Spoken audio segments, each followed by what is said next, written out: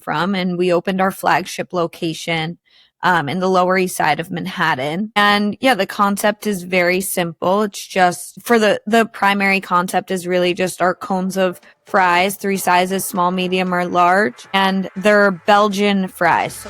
Welcome to The Bottom Line, the podcast that brings you real stories behind real restaurants. In each episode, we explore the decisions, systems, and stories behind the most successful restaurants out there in the market. No fluff, no hype. Just real operators, real challenges, and real advice from people who know how to get results. Let's get to the bottom line. Hello everyone, and thank you for joining me in today's The Bottom Line podcast, the real stories behind restaurateurs. I'm your host, Annalee Schlossberg, and joining me today is a young and super successful entrepreneur, Annalee. Welcome to the show. Hi, thank you so much for having me. Annalee is the founder and the operator behind Bel Fries in New York City. And congratulations to you, Annalee. You graduated from Cornell, right? Cornell Hospitality? Yes, in 2021. I hosted Frit Castellucci, who also graduated from Cornell, and 2 years after he graduated, he started his own super successful hospitality empire. And he's a few years senior than you, but there must be something in the water in Cornell that you guys are coming out right off the gate and, swinging and opening your successful concepts, creating something from scratch and being super successful in it. Yeah, it's a great network there. A lot of really, really smart, successful people. Awesome. Could you please talk to us about Bel Fries, how you came up with the concept, what it is, and why people love it so much? Yeah, so I've always had a very entrepreneurial mindset, and I love selling things, specifically simple food items. And I love hospitality. And so we kind of had the idea, all over Europe, frit shops are very popular, just selling cones of fries with an array of many artisanal sauces. And I said, if it's so popular in Europe, why has no one ever done this in America? Like, why are there not frit shops on every corner? Yeah. And so that's kind of where the idea came from. And we opened our flagship location in the Lower East Side of Manhattan. And yeah, the concept is very simple. It's just for the primary concept is really just our cones of fries, 3 sizes, small, medium, or large. And they're Belgian fries. So that means they're thicker cut, they're twice fried, they're served in cones and paired with we have 16 artisanal sauces that we pair them with. And the reason that they're Belgian fries is and the reason that our name is Bel Fries is because fries actually originated in Belgium and not France. So we're renaming French fries to Bel Fries. That's awesome. I've been to those frit shops in Netherlands. Yeah. Yes. And then I asked the guy, do you have mustard? And he said they have 12 sauces over there, but usually they are a combination of mayo and ketchup. Then I asked him do you have mustard? And he said, no, like a cheese sauce or something. And he said, no, go to America. Maybe he was talking about, this is maybe 15 years ago I'm talking about. Okay. So you basically took this incredible culinary innovation and then made it American. Yeah. So as you were saying in Europe, all the sauces are mainly the base is mayo, and they don't have just a classic cheese sauce. So bringing the concept to America, we were trying to kind of find the in-between between mayo based sauces as well as having your classic mustard and cheese sauce, and kind of finding the in-between where Americans and locals could enjoy the flavor. And I want to show,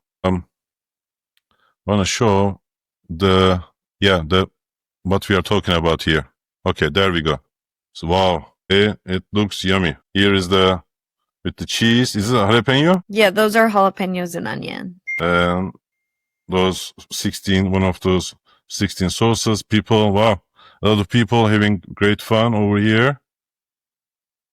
Okay, that looks great. And you have 6 locations. Some of them are pop-ups, food trucks and pop-ups.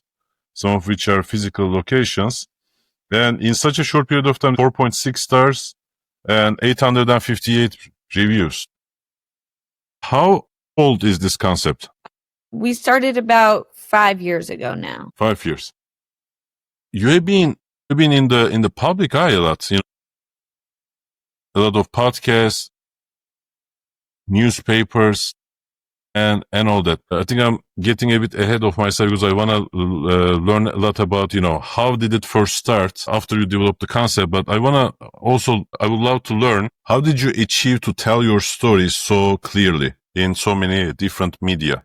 I've actually never been asked that question before. I think that I feel confident in my company and my product and the concept and I know it so well, every single detail about it, that I feel confident and comfortable sharing the story. And there's not really anything that I struggle to explain or,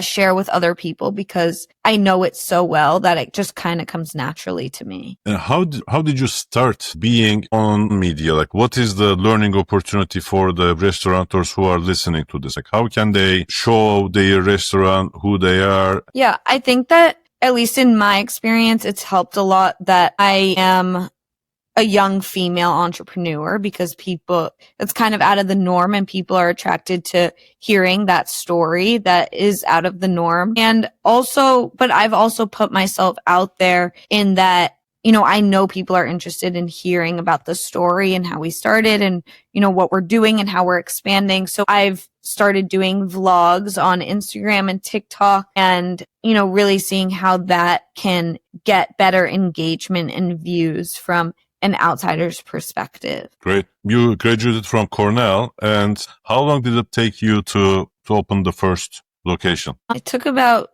like a year or two, I would say. Was it a pop-up at first, the first location? No, or a physical store? The first location was our physical store. And then interestingly, and it's usually the opposite, but the overhead is so high, the rent is so high, and our concept at the core is like a grab and go snack.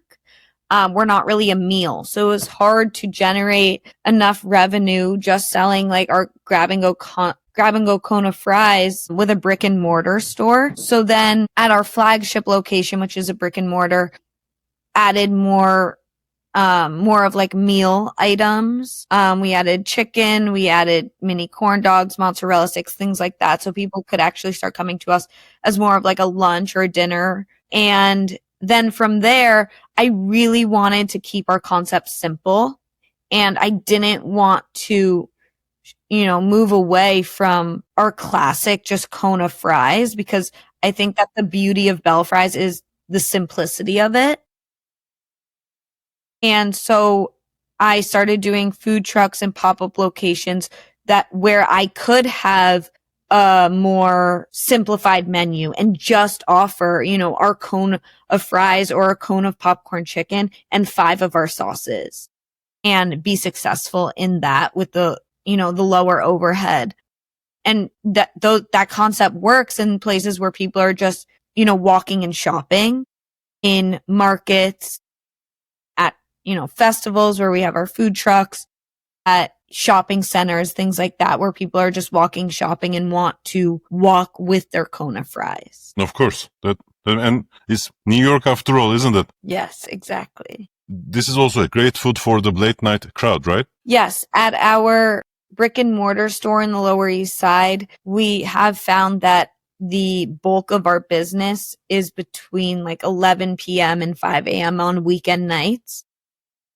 Because the area is really packed with so many bars. So after people come out of the bars or they're drinking or whatever it is, it's kind of acts as like a munchy spot in that area. Whereas at our other locations, it's more of a daytime snack. Could you talk to us about the operations? My understanding is that the first brick and mortar location, the Commissary, these fries go through many different processes.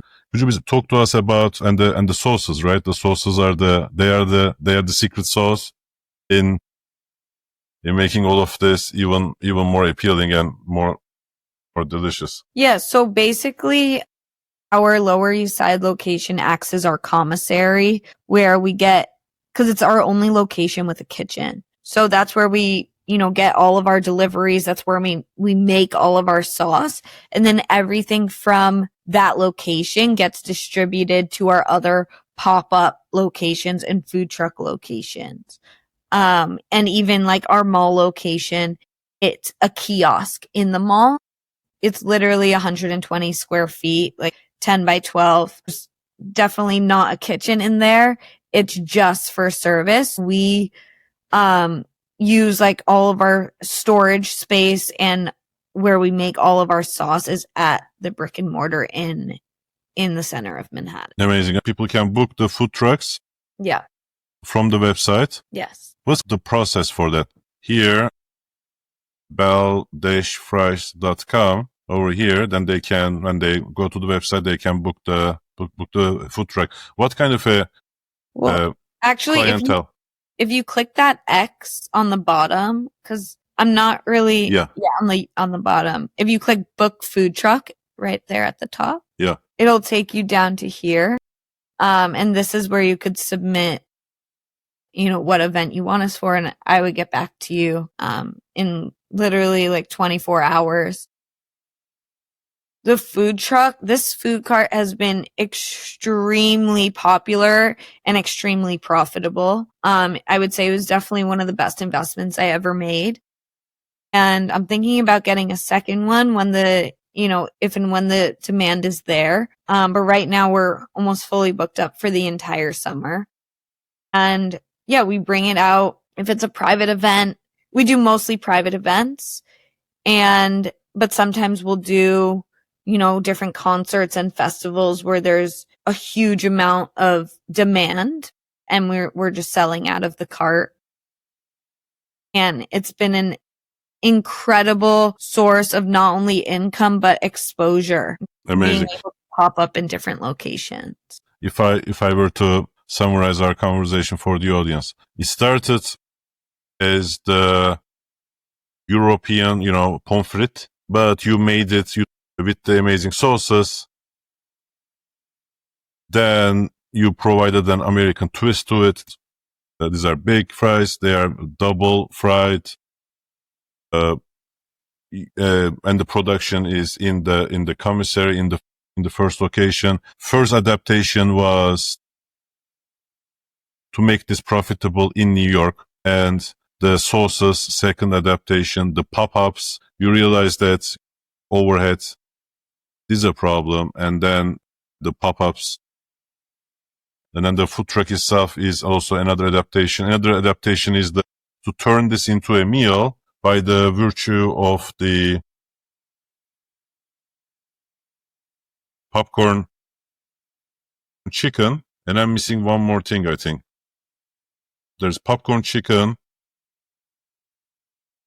the fries. We have like mozzarella sticks and mini mozzarella sticks and a chicken sandwich at our flagship location. And how do you do the distribution?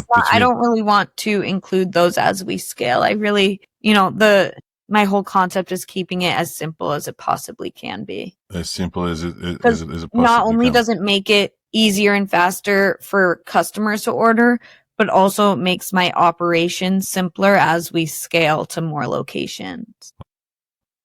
100%. What has been the challenges for you, like growing this into 6 locations? What has been the learning? Yeah, I would say one thing that has been a challenge for me is cash flow, because, I had a problem this past year where I opened 2 locations at once, and obviously opening locations is very expensive, and I wasn't generating revenue from the first location in order to pay for the next one. And so I spent too much money up front without having that income coming in, which obviously is a problem. So I learned there's kind of like a happy medium with, you can't scale too quickly because you'll run out of cash flow. But at the same time, you don't ever want to be stagnant with where you are. And then another challenge I've had is finding a balance between it within my own time management and responsibilities, is finding new locations and opening new locations while also keeping our current locations operationally sound and profitable. Of course, because you are also doing this, right? Which is telling your stories. You train the team, find the locations, you run the business, a million things all at once. What kind of a help support system did you create to help you grow and maintain the standards? I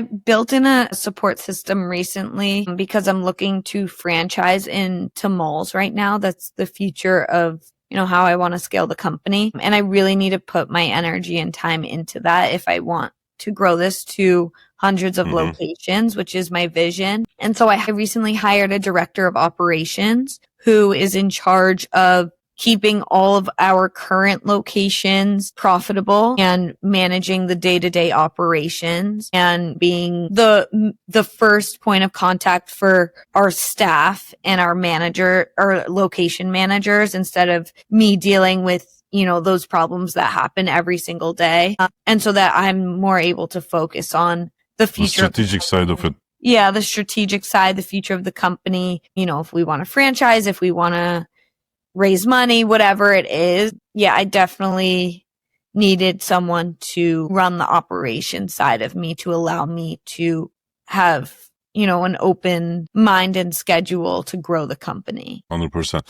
And are you planning on growing organically as well on top of the franchising? Yeah, so I want to do franchising for kiosks in malls.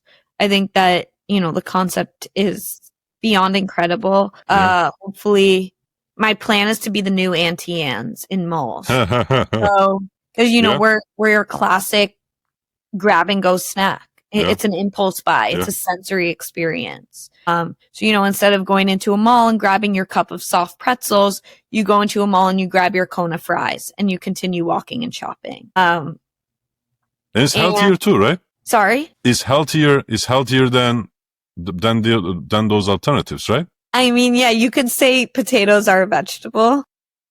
Yeah. I wouldn't call it healthy. Healthier. Healthier. Yeah, we can go with that. I don't brand us as a healthy concept. I brand us as more of like a happy concept. It is like, kind of your cheat snack or your happy part of the day where you grab your cone of fries and you enjoy it with whoever you want. But so yeah, I think that it's hard to find quick grab and go food these days that's not processed. And yeah, obviously like you really don't have a concept or a successful company without an incredible product behind it. And that's the first thing that you have to perfect. And I think that people gravitate towards our fries for a reason. Everybody loves fries, right? Yeah, you really can't go wrong. Locals, tourists, any demographic, everyone loves fries. 16 sauces? 16 sauces, yeah. So cash flow, we talked about cash flow, and what did you learn that the audience can take away from that? I learned that I have to open one location at a time. And yeah, I mean, I've had a lot of problems with biting off way more than I can chew because I've kind of always had the mindset, like take it and then figure it out. But sometimes that doesn't always work out because you can't handle it all at once. So you really have to scale at a steady pace and don't do too much all at once, but like continue growing no matter. You hired the director of operations. What are some of the systems and processes that have been implemented by you, by that director of operations that you wished like you had it maybe a year or two ago? Yeah. So for example, we just opened a location on the High Line last week and he was in charge of hiring everyone, training everyone, setting up systems there, making sure that our delivery schedule is all set up, inventory is correct. And that really allowed me to like focus on other things. Honestly, what I was focusing on when he was doing that was bringing in more food cart events for the rest of the whole summer. So now we have a schedule. Oh, and I actually was training the food cart manager that just started. So now we have a full schedule for the food cart. Amazing. Manager that can handle all those for the food cart. And then my director of operations was working on the other location, and I wouldn't have been able to do both at the same time. Finding the people who can grow this business with you is, I think we will all agree, is the smart thing to do, isn't it? Exactly. There's a quote I heard recently. It's, whatever it takes, like, invest in your best people. 'Cause you really, without good people on your team, it's really hard to grow. A single person at the right time in the right place can change the direction. 100%. Can change the fortunes. And Annalee, what would you say the biggest challenge right now with Bel Fries, and how are you attacking that challenge? I think that I mentioned this earlier, but still finding a balance of keeping my current locations profitable and operations streamlined while also trying to scale the company. And not only just trying to scale the company, but deciding what direction to take the company. Like, should I open more food carts? Should I start franchising? Should I be doing it all corporate owned? Should I be doing malls? Should I be doing more brick and mortars? Like, kind of what direction to take it. Should I be doing my sauces as CPG into grocery stores? Like, there's so many different paths, and just trying to figure out which way to go. Amazing.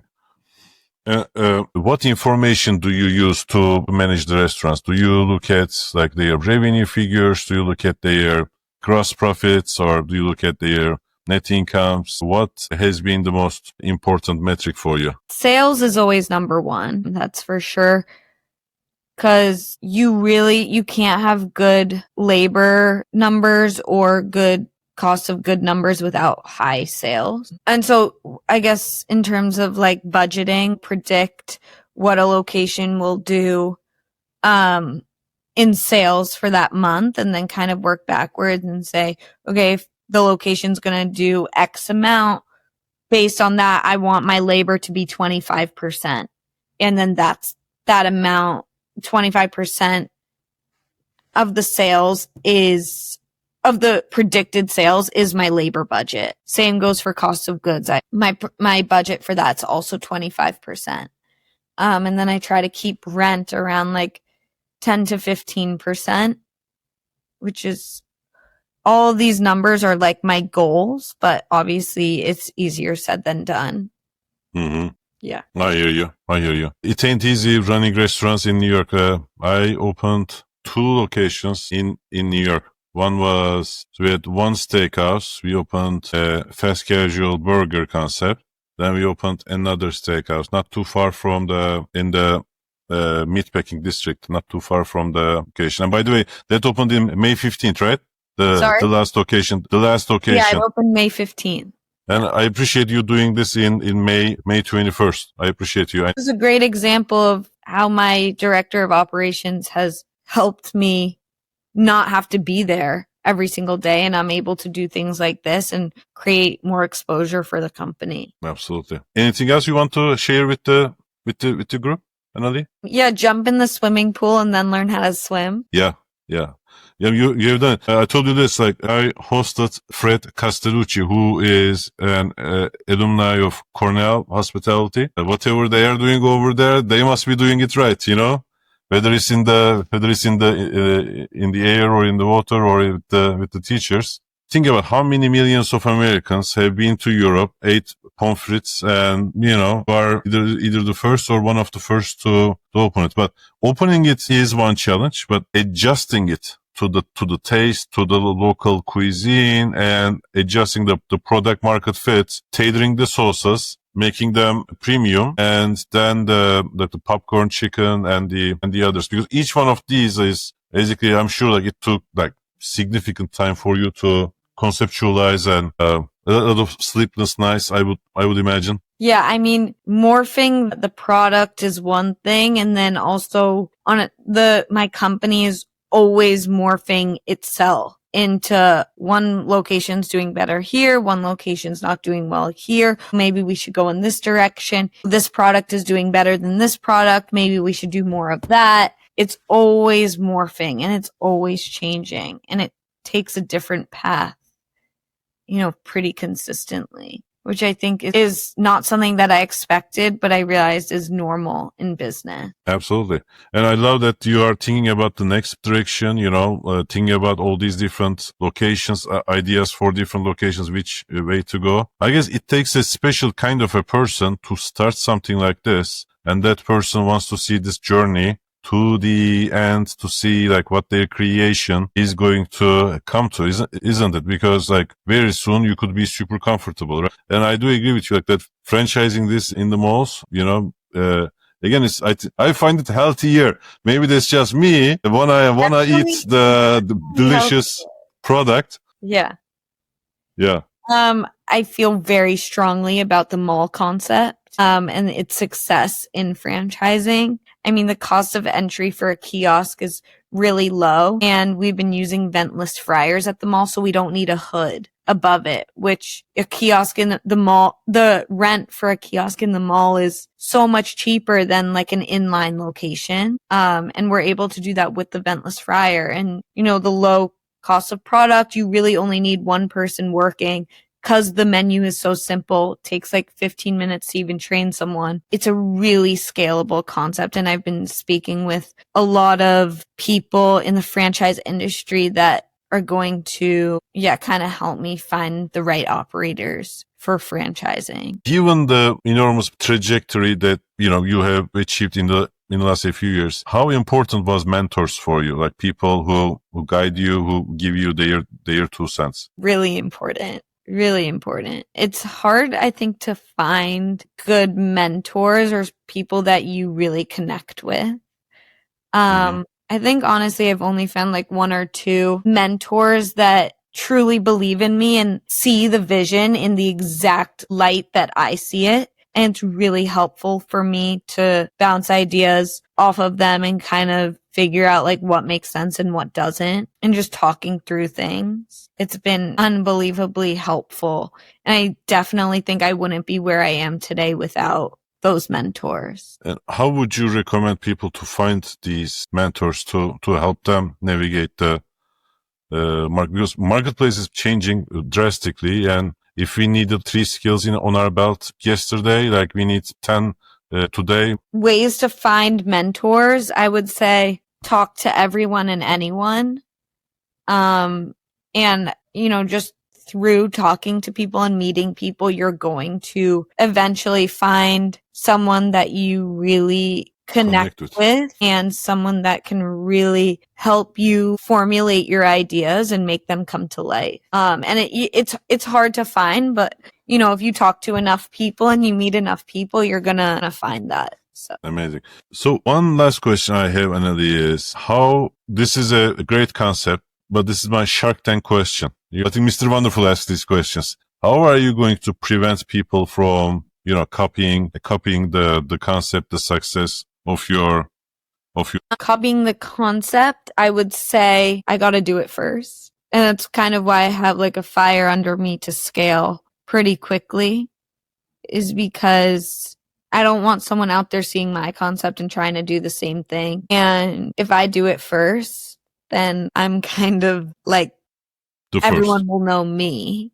Or, sorry, not me, but, everyone will know Bel Fries. I know. Rather than the secondary or the third person to come out with the same idea. I think you have done, as it goes to the first part of the conversation, you have done an amazing job, going out into the market with your story, with Bel Fries and all that. That creates a barrier for people to cross, because I think you have done everything you can to tell Bel Fries' story and differentiate it from any kind of newcomers. It's all on the internet. It's all out there. Everything that you have put, all these interviews that you have done, right? And that certifies that you were the first. Yeah.